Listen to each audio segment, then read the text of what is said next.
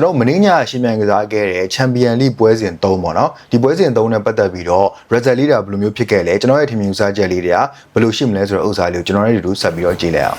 အားလုံးပဲမင်္ဂလာပေါင်းနဲ့ပြည့်စုံကြပါစေ Midnight Football တောက်ကနေပြီးတော့ပြန်လည်ကြိုဆိုလိုက်ပါတယ်ကျွန်တော်ရဲ့ဒီ channel ကပထမဆုံးဒီ video လေးကိုစပြီးတော့တင်ပေးတာပေါ့နော်ဆိုတော့ကျွန်တော်အကြောင်းမသိသေးတဲ့သူတွေတိုင်းနည်းလေးရှင်းပြပေးရမယ်ဆိုရင်ကျွန်တော်ကဒီလက်ရှိ user review tag channel ဆိုတော့ကျွန်တော်ရဲ့ဒီ tag အကြောင်းတွေ phone review အကြောင်းတွေပေါ့နော်အဲ့ဥစ္စာလေးတင်တဲ့ channel လေးတခုကျွန်တော်မှာရှိတယ်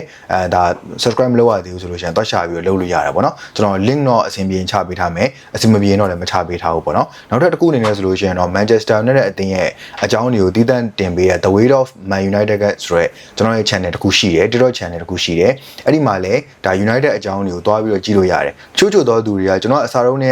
ဒီမျိုး YouTube မှာဆိုလို့ရှိရင်ဒီ football အကြောင်းတွေကျွန်တော်တင်ပေးတာလေးရှိတယ်ဒီကြားထဲမှာကျွန်တော်မလုပ်ဖြစ်ပဲနဲ့တစ်ဖက်ကဟာတွေလုံညာနေပဲမနာထားတာပေါ့နော်အခုမှပြန်ပြီးတော့ကျွန်တော် United အကြောင်းတွေတင်ပေးနေချို့တော့မှတ်မိတဲ့သူတွေကကျွန်တော်ဟာ brother ရင်တော့ကလည်း football အကြောင်းတွေလုပ်ပေးတာရှိတာပဲအခုချိန်မှာပြန်ပြီးတော့လုပ်ပေးရင်ရောအဆင်ပြေနိုင်တာပါညာဆိုပြီးပြောထားတာရှိတဲ့အတွက်ကြောင့်ကျွန်တော် channel တစ်ခုပြန်ထောင်ပြီးတော့အသင်းဆောင်ရဲ့အကြောင်းလေးကိုကျွန်တော်နည်းလေးပြပြပေးမှာပေါ့နော်ဆိုတော့ကျွန်တော်ရဲ့ video တွေစီမှာဆိုလို့ရှိရင်ဘာတွေကြည့်လို့ရမလဲဆိုရင်ပွဲကြိုသုံးသက်ချက်တို့ပွဲပြီးသုံးသက်ချက်တို့ချို့သောသတင်းတွေတို့ကျွန်တော်ရဲ့အပိုသုံးသက်ချက်တို့ဒါမျိုးလေးတွေတော့နားထောင်အောင်မှလည်းဖြစ်တယ်ပေါ့နော် subscribe မလုပ်ရသေးဘူးဆိုလို့ရှိရင်တခါတည်းကျွန်တော်ရဲ့ channel 3ခုစလုံးကို subscribe လုပ်ထားခြင်းလည်းရတယ်အဲ့လိုမဟုတ်ဘဲနဲ့ကိုကြည့်ခြင်းတဲ့ဟာနဲ့ပဲကြိုက်တယ်ဆိုလို့ရှိရင်လည်းအဲ့ဒီနေရာကိုပဲတွားပြီးတော့ subscribe လုပ်လို့လည်းရတယ်ပေါ့နော်ဒါကိုလည်းကျွန်တော်ပြောပြီးတော့ကြိုပြီးတော့ပြောထားပြီးတာပေါ့နော်ဆိုတော့ဒီနေ့မှာဆိုလို့ရှိရင်တော့မင်းညာကကန်ခဲ့တဲ့ဒီ UEFA Champion League ပွဲစဉ်3ရဲ့ဒါ result တွေကဘယ်လိုမျိုးတွေရှိလဲကျွန်တော်ရဲ့ထင်မြင်စားချက်လေးတွေကဘယ်လိုရှိလဲဆိုတော့ဥစ္စာလေးကိုကျွန်တော်ဒါပြပြပေးသွားမှာလည်းဖြစ်တယ်ပေါ့နော်ဆိုတော့နာမည်လေးကိုလည်းကျွန်တော်နည်းလေးရှင်းပြခြင်းသေးတယ်ဘာလို့Midnight Football တောက်လို့ပေးလဲပေါ့နော်အဓိကကတော့ဘောလုံးပွဲတွေအများစုကညနေမှကန်တဲ့ပွဲတွေများတယ်ဗောနော်ပြီးအဲ့ညနေမှကန်တဲ့ပွဲတွေကလည်းကျွန်တော်တို့မြန်မာနိုင်ငံအနေထားနဲ့ကြည့်မယ်ဆိုလို့ရှိရင်ပိုကောင်းတယ်လို့ပြောလို့ရတယ်ဥပမာပြကျွန်တော်17နာရီလောက်ကန်တဲ့ပွဲတွေကအများကြီးပိုကောင်းတယ်ဗောနော်ဥပမာ17နာရီနောက်ပိုင်း1နာရီခွဲ2နာရီခွဲအဲ့ဒီချိန်မှာကန်တဲ့ပွဲတွေကပိုကောင်းတယ်အဲ့ဒီမတိုင်ခင်ကန်တဲ့ပွဲတွေဆိုလို့ရှိရင်တိတ်ပြီးတော့ကြည့်ရတာဖီးမလာဘူးဗောနော်အသင်းကြီးတွေကလည်းများသောအားဖြင့်အစောပိုင်းတွေကန်တာနည်းတယ်ဗောအဲ့ဒါလည်းပဲကျွန်တော်ကောင်းတယ်မှာစဉ်းစားမိသွားပြီးတော့ Midnight football တောက်ပေါ့နော်ကျွန်တော်ညဘက်တွေမှာစဉ်းစားမိတဲ့ဘောလုံးအကြောင်းအဲ့လိုပုံစံမျိုးလေးကိုကျွန်တော်တင်ပေးချင်တာဖြစ်တဲ့ကြောင့်ကျွန်တော်ရဲ့ဒီ channel လေးကို Midnight Football တောက်ဆိုပြီးကျွန်တော်ပေးထားရလေဖြစ်တယ်ပေါ့နော်ဆိုတော့ video လေးကိုပဲစိုက်တာပေါ့ကျွန်တော် intro လေးအောင်ရှင်းသွားပြီ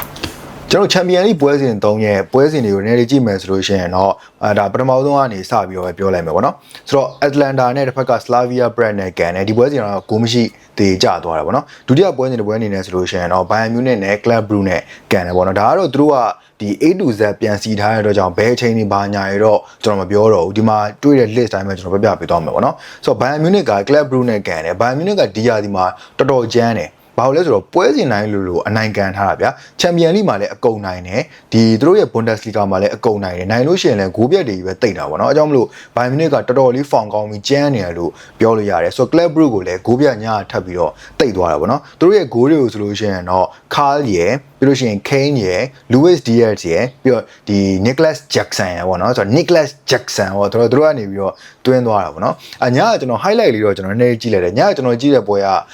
ဒီ Monaco နဲ့တစ်ဖက်က Tottenham Hotspur အသင်းရဲ့ပွဲစဉ်လောက်ကိုပြီးတော့နောက်ထပ်တစ်ပွဲကဒီ Real Madrid ပွဲနဲ့ကိုကျွန်တော်မျှပြီးတော့ကြည့်နေတာဆိုတော့ဒီပွဲကိုတိတ်ပြီးတော့အာရုံမဆိုင်လိုက်မိဘူးပေါ့နော်ဆိုတော့ဒီပွဲက4G နဲ့နိုင်သွားတယ်ဂိုးပြက်ခြေပြက်ပဲဒီလုံးဝကို dominate လုပ်ပြီးတော့ကစားသွားတဲ့ပွဲပေါ့နော်ဒီတိုင်းဆိုလို့ရှိရင်တော့ Bayern Munich ကတက်အောင်မှာပဲသူတို့ကအများတိုင်းဒီဆင်းရနေတော့ကြော်တယ်တကယ် Ecuador တို့စီမီတို့ရောက်တော့မှသူက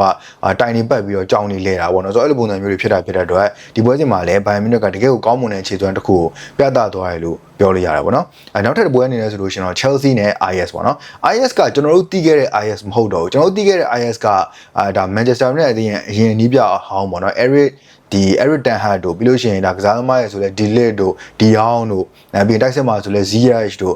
Donny van de Beek တို့ပါအဲ့လိုကစားသမားမျိုးတွေကိုကျွန်တော်တို့ကတီးခဲ့တဲ့ IS ဒါပေမဲ့အခု IS ကကျွန်တော်တို့တီးခဲ့တဲ့ IS လုံးဝမဟုတ်တော့ဘူးဒါတော်တော်ကြီးကိုကျဆင်းသွားတဲ့ IS ပြီးတော့ဂိုးပြက်တွေကြီးပဲတောက်လျှောက်ရှုံးထားတဲ့ IS လည်းဖြစ်နေတာပေါ့နော်ဆိုတော့ပြည်တွင်းလိမှာလည်းအဆင်မပြေသလို Champion League မှာလည်းတော်တော်ကြီးကိုအခြေအနေစိုးနေတယ်လို့ပြောလို့ရတယ်ညအပွဲမှာဆိုလို့ရှိရင်လည်း Chelsea တဲ့ England Stamford Bridge မှာလာကစားပြီးတော့9-2ဆိုတဲ့ရလဒ်နဲ့အပြတ်အသတ်ကိုရှုံး ရှုံးနေသွားခဲ့တယ်ပေါ့နော်ဆိုတော့ဒီမှာ true ကြပဲအနီကတက်ကက်ကထပ်ပြီးတော့ထိလိုက်သေးတယ်ဒီမှာဟာတာအနေနဲ့ပြောရမယ်ဆို Chelsea ကတောက်လျှောက်အနီကထိနေတာကနေပြီးတော့ဒီအချိန်မှာဆိုရင်တော့ဒါတစ်ဖက်အသင်းကအနီကထိပြီးတော့ထွက်သွားတယ်လို့ပဲပြောရမှာပေါ့နော် Chelsea တို့ဂိုးတွေကိုဆိုလို့ရှိရင်တော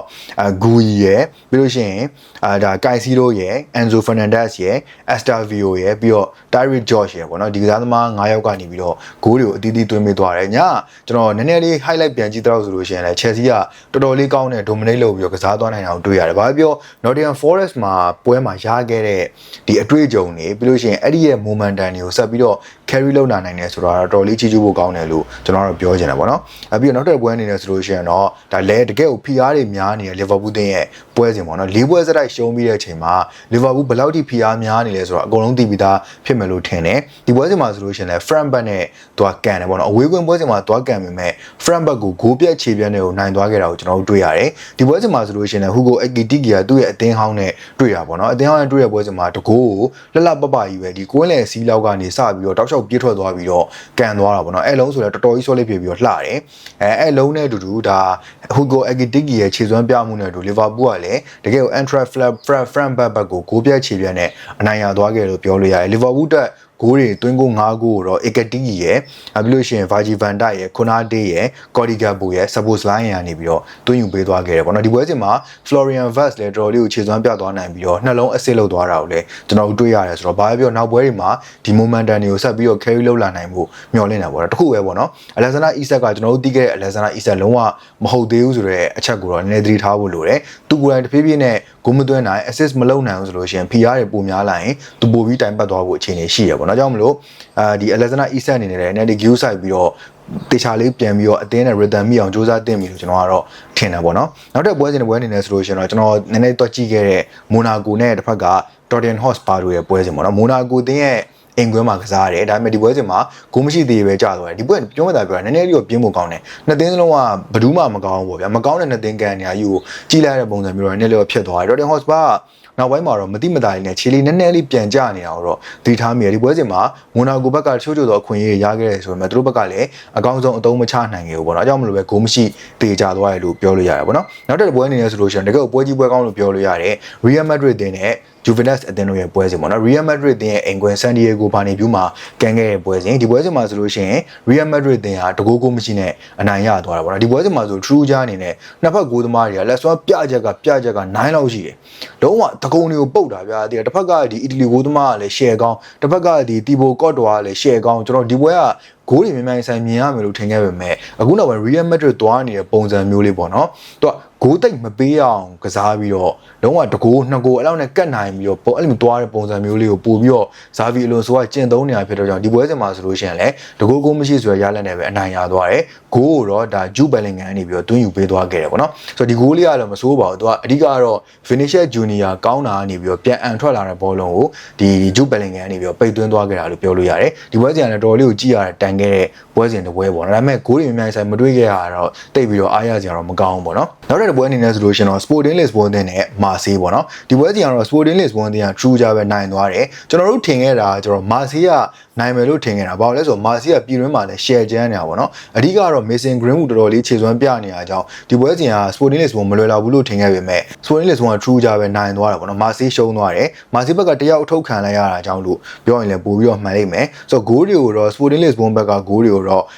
ကာတာမိုနဲ့ Santos နဲ့ကနေပြီးတော့တွင်းယူပေးသွားတယ်ပေါ့နော်ဒီကစားသမားတွေတော့ကျွန်တော်တို့ကအရန် used to မဖြစ်ဘူးပေါ်တူဂီလိကလည်းကျွန်တော် Ruben Amorim ရောက်မယ်ဘာညာဆိုလို့ကျွန်တော်တို့ကကြည့်ခဲ့တာပုံမှန်ကြည့်ဖြစ်တဲ့လီမဟုတ်တဲ့ကြောင့်တိတ်ကစားသမားတွေတော့မရင်းနေဘူးပေါ့နော်တစ်ဖက်ကမာစီကလည်းကျွန်တော်တို့သိရလူအနည်းစုလောက်ပဲကြည့်တာဖြစ်တဲ့ကြောင့်ဂိုးသွင်းသွားတဲ့ကစားသမားတွေပါလည်းကျွန်တော်တိတ်ပြီးတော့မကြည့်ပြဘူးဒီပွဲစဉ်က highlight လောက်ပဲကြည့်လိုက်တာဖြစ်တဲ့ကြောင့်အရန်တော့perfect ဖြစ်မှာမဟုတ်ဘူးပေါ့နော်ဒါပေမဲ့ Sporting Lisbon တော်တော်အဆင်ပြေပြေလေးနဲ့ကစားသွားနိုင်တာတော့ကျွန်တော်တို့တွေ့ရတယ်ဒီပွဲစဉ်တွေကတော့ဒါကျွန်တော်တို့ဒီဗုဒ္ဓဦးညမှာရှင်မြန်ကစားခဲ့ကြတဲ့ UEFA Champions League ပွဲစဉ်3ရဲ့ပွဲပြီး result လေးတွေရဲ့ကျွန်တော်တချို့ထင်မြင်စကြလေးတွေကိုထည့်ပေါင်းပြီးတော့ပြပြပေးခဲ့တာဖြစ်ပါတယ်ဆိုတော့လူချင်းမင်းတို့ရောဒီညပွဲစဉ်တွေကိုကြည့်ပြီးတော့ဘယ်လိုမျိုးထင်မြင်စမိရလေးရှိလဲကိုပဲအသင်းတွေရောအားပေးရလေးရှိတယ်အောက်က comment ထဲမှာမှန်ကြလို့ရပါတယ်ကျွန်တော်ရဲ့ channel ကိုကြိုက်တဲ့ဆိုလို့ရှိရင် like and subscribe like and follow နေပြီးကူညီခဲ့လို့ရပါတယ်ကျွန်တော်နောက်ထပ် video တစ်ခုကြာမှာပြန်လည်ဆုံနေကြတာပေါ့